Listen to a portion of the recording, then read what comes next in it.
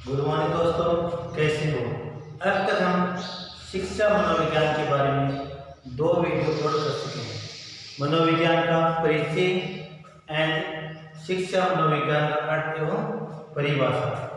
उसी के आगे हम आज अगला टॉपिक लेके आए हैं, अभिवृद्धि एवं विकास। कि शिक्षा मनोविज्ञान के अंदर अभिवृद्धि व विकास क्या है। हमारा आज का टॉपिक क्या है, अभिवृद्धि एवं विकास।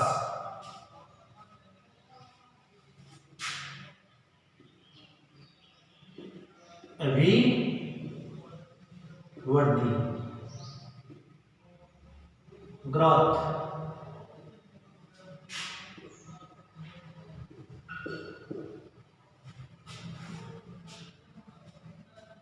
देखो दोस्तों, हमें अभिवृद्धि शब्द से सीधा ही प्रतीत होता है। वृद्धि का अर्थ क्या होता है, शारीरिक आकार में परिवर्तन। कोई भी व्यक्ति होता है उसमें परिवर्तन उसके शारीरिक आकार में होता है। जैसे एक छोटा बालक होता है, वो सबसे पहले 1 फुट, उसके बाद धीरे धीरे उसके आकार में परिवर्तन होता जाता है और एक निश्चित समय पश्चात उसकी वृद्धि रुक जाती है। इस अभिवृद्धि का से क्या तात्पर्य हो गया कि व्यक्ति के शारीरिक विकास में परिवर्तन ही क्या कहलाती है, अभिवृद्धि, ग्रोथ। व्यक्ति के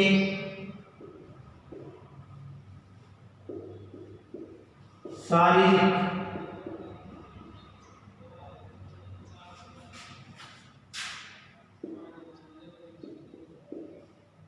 विकास में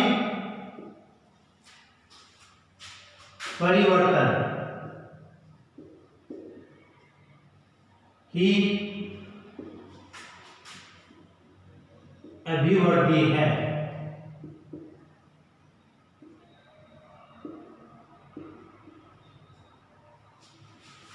अभिवृद्धि या सिंपल भाषा में बोले तो वृद्धि। यदि व्यक्ति के शारीरिक आकार में कोई परिवर्तन होता है तो उसके आकार में क्या हो रही है, वृद्धि हो रही है। हम सिंपल भाषा में बोलते हैं कि ये बालक धीरे धीरे बढ़ रहा है, इसके आकार में परिवर्तन हो रहा है। उसके बाद विकास। विकास क्या होता है, डेवलपमेंट, विकास।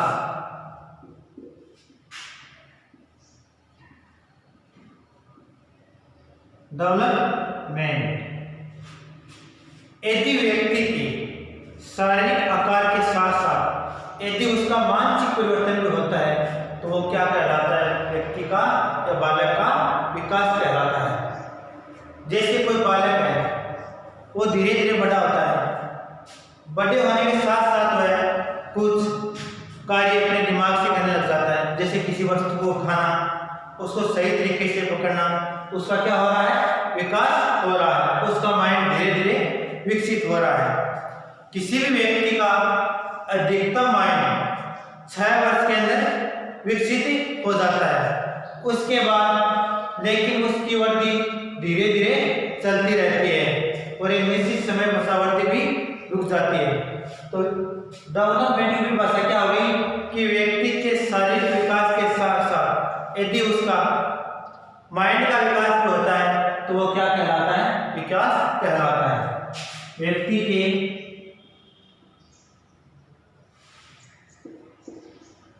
शारीरिक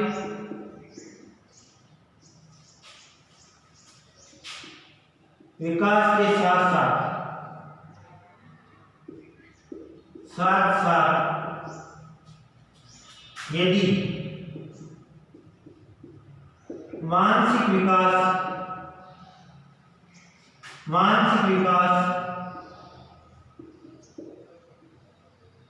भी होता है तो वह विकास है, डेवलपमेंट है कि बालक का क्या हो रहा है, विकास हो रहा है। एक बात पुनः देखिए, अभिवृद्धि, ग्रोथ क्या होती है। जैसे कोई बालक धीरे धीरे अपने आकार में परिवर्तन कर रहा है। जैसे पहले वह 2 फुट का था, उसके बाद वो 3 का हो गया, तो धीरे धीरे उसने निश्चित आकार धारण कर लिया। पहले कोई व्यक्ति पतला होता है, उस समय के साथ उसके शरीर में परिवर्तन होता है और वो मोटा हो जाता है। जब बालक छोटा होता है तो उसके संपूर्ण अंग विकसित नहीं होते। जैसे जैसे बालक किशोरावस्था के अंदर आता है तो उसके शरीर के ऊपर विभिन्न तरह के परिवर्तन को देखने को मिलते हैं। जैसे बालकों के अंदर या पुरुषों के अंदर दाढ़ी मूंछ का उगना, आवाज का भारी होना, उसी प्रकार बालिकाओं के अंदर उनकी आवाज का तीखा होना, उसकी ग्रोथ जल्दी परिवर्तित होना क्या कहलाती है? अभिवृद्धि कहलाती है। विकास डेवलपमेंट क्या होता है? जैसे कोई व्यक्ति अपने शारीरिक परिवर्तन के साथ साथ अपने मानसिक विकास को भी परिपूर्ण कर लेता है तो वो क्या कहलाता है? विकास कहलाता है। जैसे एक व्यक्ति ने अपना संपूर्ण शारीरिक विकास कर लिया तथा उस कार्य को अपने दिमाग से करने लग जाता है, स्वयं करने लग जाता है, तो उस व्यक्ति का क्या हो गया है? विकास हो गया है। जो क्वेश्चन एग्जाम के अंदर आते हैं वो इस टॉपिक से डायरेक्ट क्वेश्चन बनाकर एग्जाम में पूछ जाते हैं। हमारा अगला टॉपिक क्या है? अभिवृद्धि एवं विकास में अंतर। अभिवृद्धि एवं विकास में अंतर।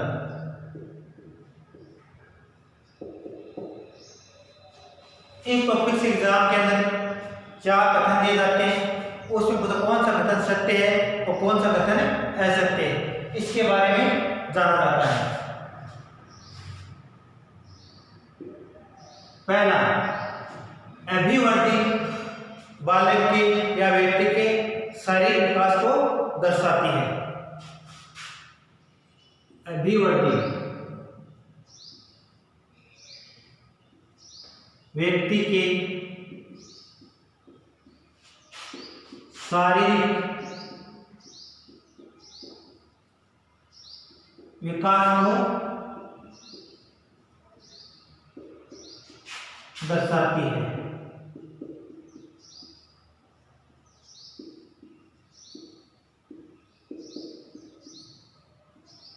जबकि विकास के बारे में अभी पढ़ा है कि विकास व्यक्ति के शारीरिक विकास के साथ साथ उसके मानसिक विकास को भी दर्शाता है। जबकि विकास डेवलपमेंट विकास व्यक्ति के शारीरिक विकास के साथ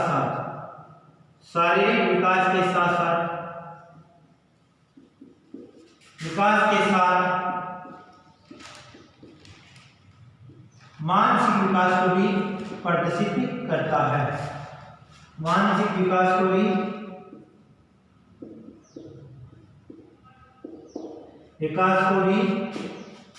प्रदर्शित करता है। जैसे एग्जाम में क्वेश्चन आ गया, विकास होता है, विकास क्या होता है? बालक का शारीरिक विकास, बालक का मानसिक विकास, बालक का शारीरिक और मानसिक विकास दोनों उपरोक्त सभी।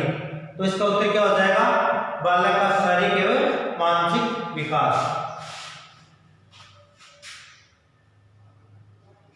दूसरा कथन, अभिवृद्धि एक निश्चित समय तक चलती है, उसके बाद रुक जाती है, जबकि विकास बालक में निरंतर चलता रहता है। अभिवृद्धि बालक में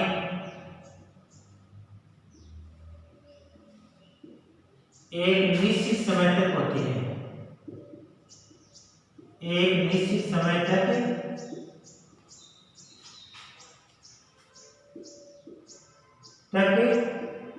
होती है, जबकि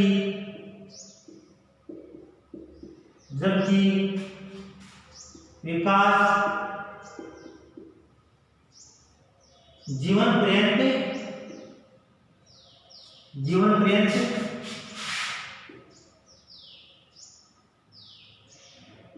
चलता रहता है। जैसे किसी बालक की वृद्धियावृत्ति लगभग किशोरावस्था में आकर रुक जाती है, उसके बाद उसकी परिपक्वता शुरू हो जाती है। जबकि विकास व्यक्ति में गर्भावस्था से लेकर वृद्धावस्था तक चलता रहता है, जब तक उस व्यक्ति की मृत्यु नहीं हो जाती है।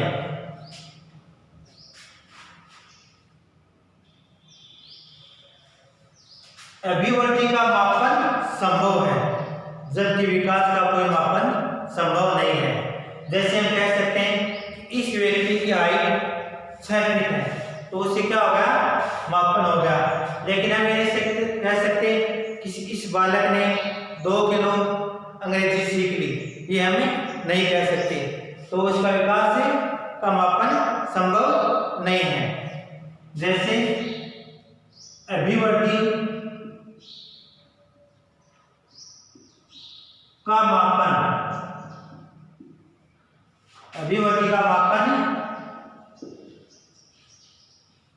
संभव है, लेकिन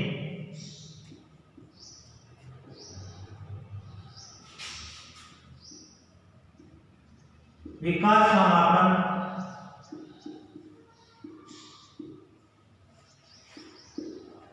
संभव नहीं है।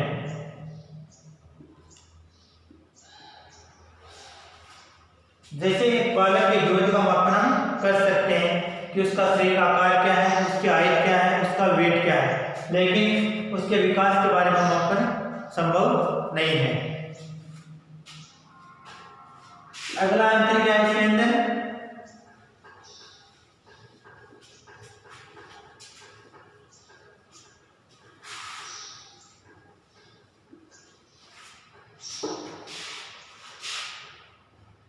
अभिवृद्धि का एक निश्चित क्रम नहीं होता है। अभिवृद्धि का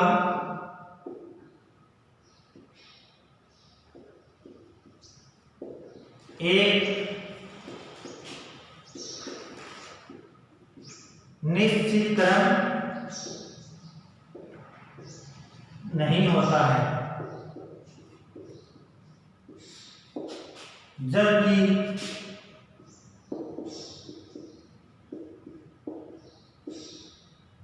विकास का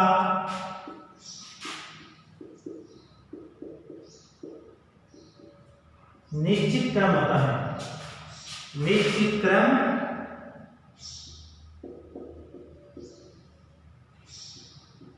जैसे आप समझ सकते हैं कि जो कोई बालक है उसके माइंड का विकास लगभग 6 वर्ष की एज में पूर्ण हो जाता है, लेकिन उसके हाथ पैर इनका विकास किशोरावस्था तक चलता रहता है, इसका कोई क्रम नहीं होता है। जबकि विकास के अंदर कोई भी बालक हो, कहीं का भी बालक हो, उसके विकास का क्रम निश्चित है।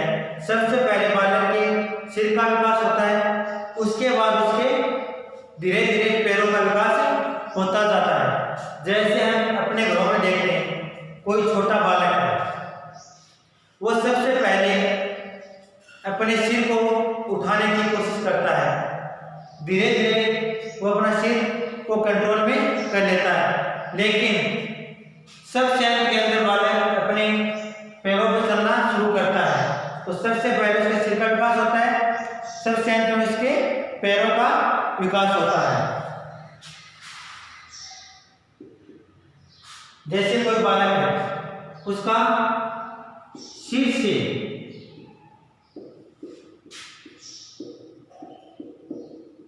पैरों की ओर विकास होता है। कोई भी मनुष्य हो, वो जन्म से सबसे पहले अपने सिर हेड को कंट्रोल में करता है, उसके बाद वह कुछ समय पश्चात अपने पैरों को कंट्रोल में करना सीख जाता है।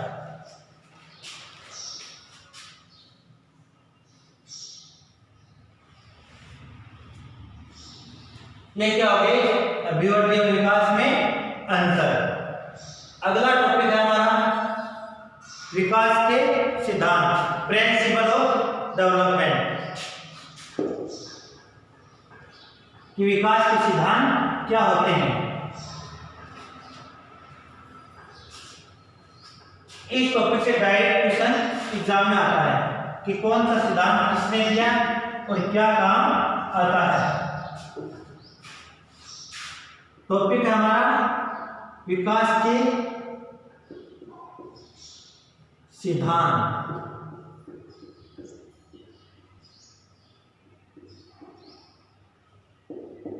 Development of principle of development. इसमें पहला सिद्धांत क्या है? समानता का सिद्धांत। समानता का सिद्धांत।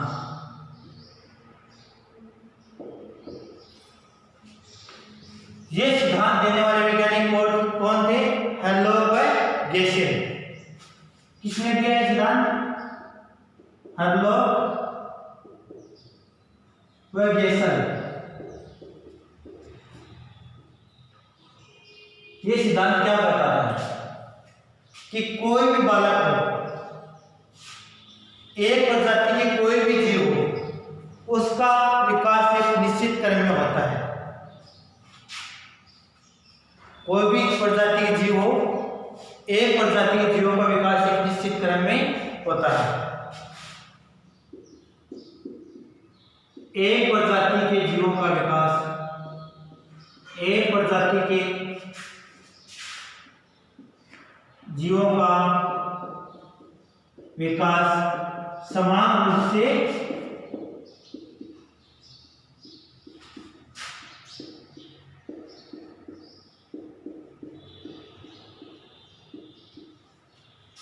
एक प्रजाति के जीवों का विकास डेवलपमेंट समान रूप से होता है।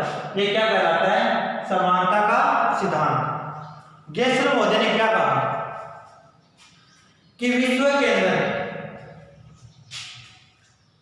हर बालक का विकास समान रूप से होता है, लेकिन उसकी अभिवृद्धि भिन्न भिन्न हो सकती है, लेकिन उनका विकास सिर से पैरों की ओर ही होगा। क्या कहा गेसेल ने?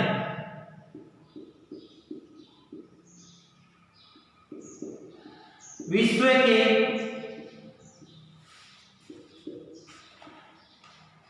सभी बालकों का विकास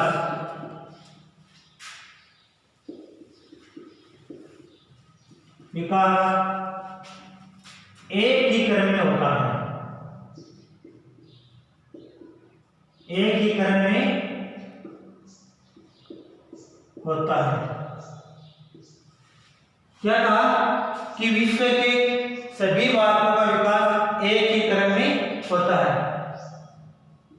कहीं के बालक को उसका विकास सिर से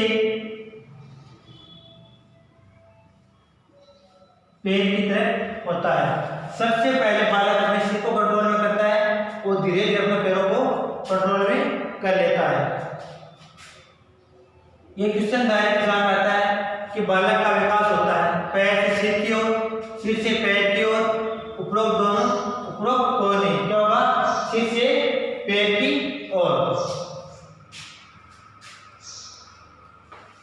अगला सिद्धांत किसका सिद्धांत है?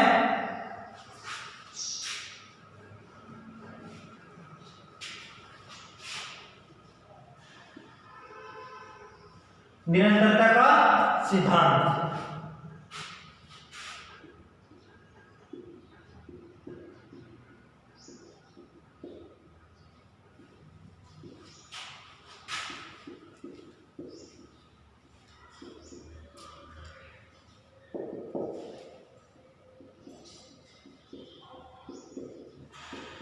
इस सिद्धांत का मतलब क्या है? कोई भी बालक हो, कोई भी मनुष्य हो, उसका विकास एक निरंतर होता रहता है, कभी भी रुकता नहीं है। बालक का विकास गर्भावस्था से शुरू होता है, उसके बाद धीरे धीरे प्रौढ़ावस्था तक चलता रहता है। वह अपने जीवन में कुछ न कुछ सीखता ही है। तो वो क्या होगा? निरंतरता का सिद्धांत। बालक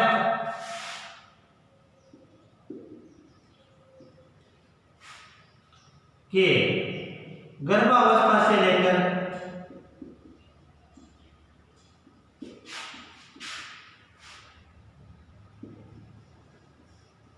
वृद्धावस्था तक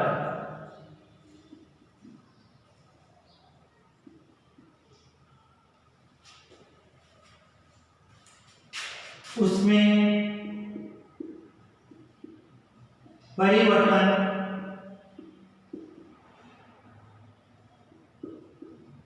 होता रहता है।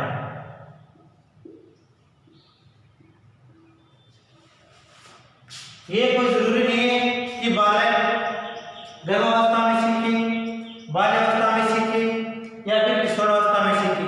यदि कोई व्यक्ति वृद्ध हो जाता है तब भी वो कोई नई चीज सीख सकता है। तो ये क्या हो गया? निरंतरता का सिद्धांत। अगला सिद्धांत क्या है? विकास के क्रम का सिद्धांत। विकास के क्रम का सिद्धांत।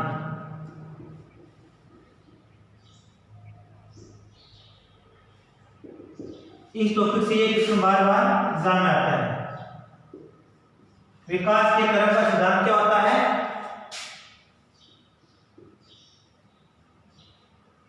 सिर से पैर की ओर, हैंड टू लेग।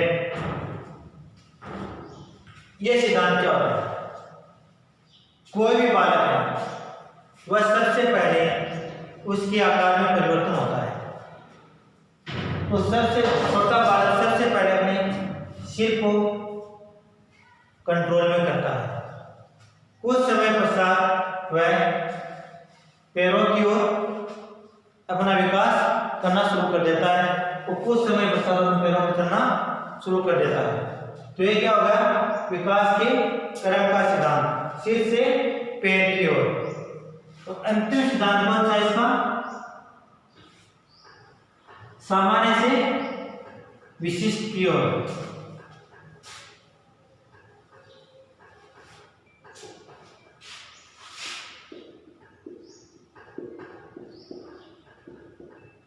सामान्य से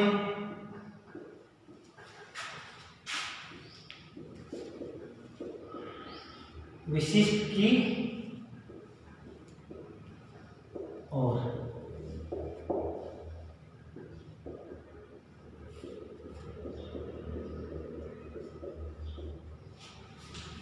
इस सिद्धांत का मतलब क्या है कि किसी भी व्यक्ति का विकास सबसे पहले सामान्य रूप से होता है और अंत में उसका विकास एक विशिष्ट रूप धारण कर लेता है। हम एक एग्जाम्पल से समझते हैं।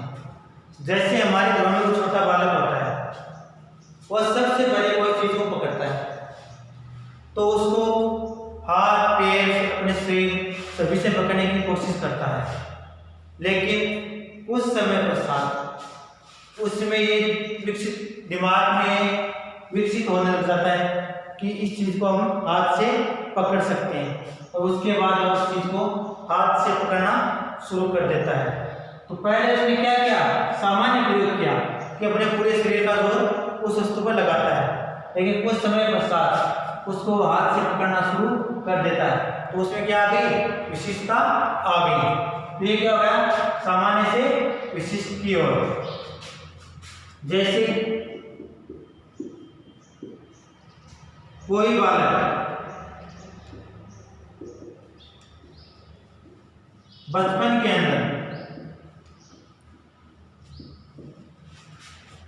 के अंदर किसी वस्तु को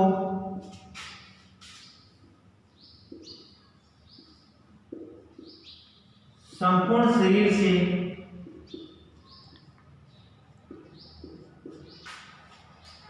पकड़ने की कोशिश करता है, पकड़ने की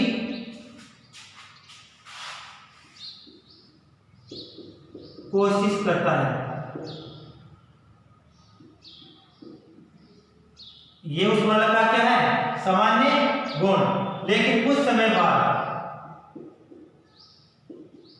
लेकिन कुछ समय बाद उस वस्तु को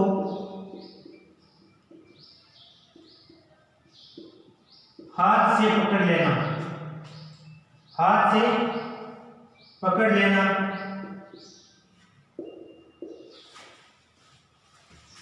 विशिष्ट गुण है।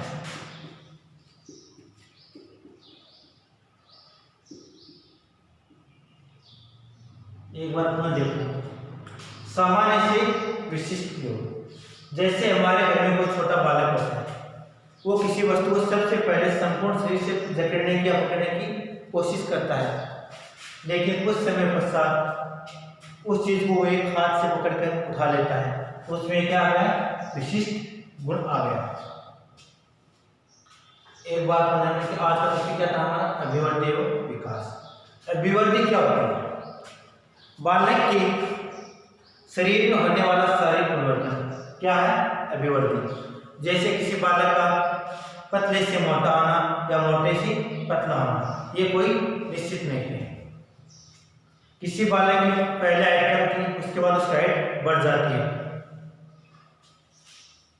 विकास, बालक के शारीरिक विकास के साथ साथ यदि उसका माइंड विकसित होना शुरू हो जाता है तो वह क्या कहलाता है? विकास कहलाता है। इसके बाद हमने देखा अभिवृद्धि एवं विकास में अंतर क्या होता है। जो अभिवृद्धि है वो एक निश्चित समय तक चलती है और उसके बाद रुक जाती है। जैसे कोई बालक है, वो लगभग 18 से 19 वर्ष की आयु में अपने शरीर का संपूर्ण आकार विकसित कर लेता है, जबकि विकास एक जीवन पर्यंत चलने वाली प्रक्रिया है। कोई व्यक्ति को आवश्यक नहीं है कि वो किशोरावस्था में सीखे, बाल्यावस्था में सीखे, बूढ़ा व्यक्ति भी वो भी कुछ न कुछ सीख सकता है, उसे सिखाने वाला हो तो। इसलिए विकास जीवन पर्यंत चलता रहता है। अभिवृद्धि का कोई निश्चित क्रम नहीं होता है। ये कोई आवश्यक नहीं है कि सबसे पहले व्यक्ति की हाइट बढ़ेगी, उसके बाद उसका शरीर का आकार बढ़ेगा। नहीं, पहले व्यक्ति मोटा भी हो सकता है, उसके बाद उसके आकार में परिवर्तन भी हो सकता है। लेकिन डेवलपमेंट का एक निश्चित क्रम होता है कि कोई बालक है, उसके सबसे पहले उसके सिर का विकास होगा। सिर का विकास होने के बाद धीरे धीरे उसके शरीर का विकास होता है, अंत के अंदर उसके पैरों का विकास होता है। और ये परिवर्तन हम हमारे परिवार में देख सकते हैं। जैसे हमारे घर में कोई छोटा शिशु जन्म लेता है तो सबसे पहले उसके सिर का विकास होता है, उसके बाद उसके शरीर का, अंत में उसके पैरों का विकास होता है। इसके बाद हमने अगला टॉपिक देखा हमारा विकास के सिद्धांत। पहला सिद्धांत क्या था? समानता का सिद्धांत। समानता के सिद्धांत से क्या अर्थ है कि कोई भी बालक है उसका समान रूप से विकास होता है। उसके बाद अगला क्या देखा हमने? निरंतरता का सिद्धांत। कोई भी बालक हो, उसका किशोरावस्था, वृद्धावस्था, बाल्यावस्था और गर्भावस्था से लेकर कंटिन्यू विकास चलता रहता है। सबसे पहले भ्रूण का विकास गर्भावस्था में होता है और धीरे धीरे व्यक्ति वृद्ध हो जाता है, वो एक निश्चित क्रम में चलता रहता है। उसके बाद हमने देखा विकास के क्रम का सिद्धांत। विकास के क्रम का सिद्धांत क्या होता है कि सबसे पहले विकास के अंदर बालक के सिर का विकास होता है, उसके बाद उनके शरीर का विकास होता है और लास्ट के अंत के अंदर उनके पैरों का विकास होता है। ये क्या हो गया? विकास के सिद्धांत। विकास का एक सिद्धांत और है विभिन्नता का सिद्धांत। कौन सा सिद्धांत है? विभिन्नता का सिद्धांत। विभिन्नता या भिन्नता का सिद्धांत।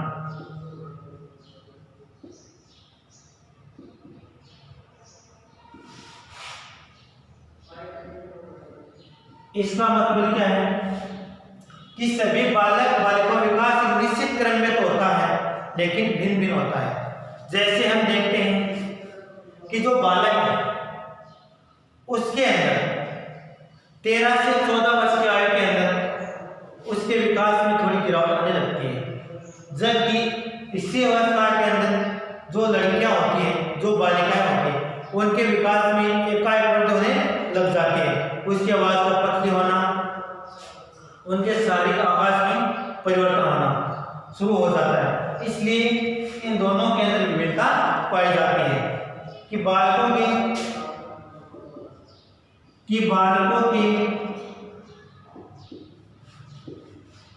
विकास के बजाय बालिकाओं का विकास भिन्न होता है। बालिकाओं का विकास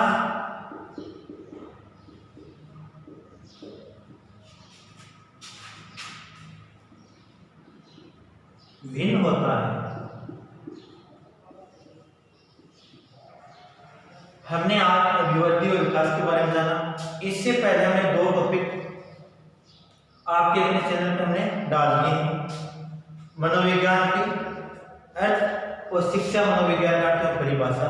और आज हमारा तीसरा टॉपिक है अभिवृद्धि एवं विकास। इसके बाद हम अगली कक्षा में पढ़ेंगे बाल मनोविज्ञान की अवस्थाएं क्या क्या होती है, कि बाल मनोविज्ञान किन किन अवस्थाओं में चलता है। जैसे सबसे पहले गर्भावस्था होती है, उसके बाद शैशवावस्था, उसके बाद बाल्यावस्था, उसके बाद किशोरावस्था, तो अंतिम होती है प्रौढ़ावस्था या वृद्धावस्था। इनके बारे में चर्चा हम कल की क्लास में करते हैं।